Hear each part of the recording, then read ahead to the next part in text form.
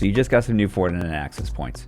You swap out the old ones, go through basic setup, hold your phone up running a speed test and say, "Damn, that's fast." And go about your day happy with your purchase. If you're guilty of this, you are leaving so much performance on the table. The most important part of setting up Wi-Fi is fine-tuning. Every building is different. Brick walls, metal roofing, or just a wide open warehouse, it has to be tuned to your environment. Access points broadcast in a circle. The higher the gain, the further the signal goes. So if you think, I'll just crank it to 11 for the best coverage and speed.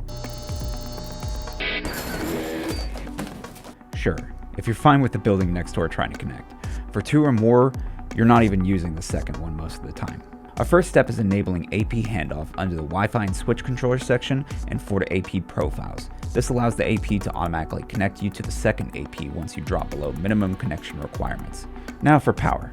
Going back to our building, let's add the second AP. So here's the front door and the parking lot. As people walk up, they're connected to AP1.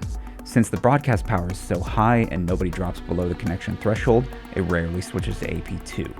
We need to lower the gain, so the green zone only overlaps about 20%, so we can test this using the Wi-Fi Man app. For this demo, I have 2 APs about 40 feet away. There aren't any walls in between them, and I've left broadcast power to auto.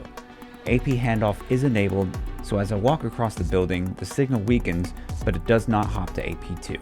Now let's manually set the transmit power to 1 dB and try again.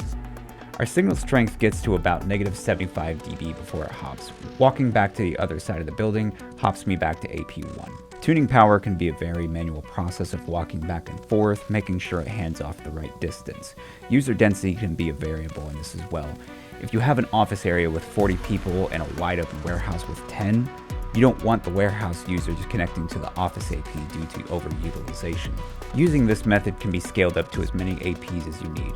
But do note, if you have older devices, make sure they support 802.11r Wi-Fi roaming.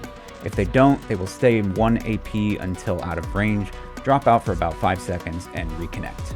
Thank you guys for watching. If this helped, leave a like down below, and leave a comment if you have a firewall topic you'd like me to make a video on.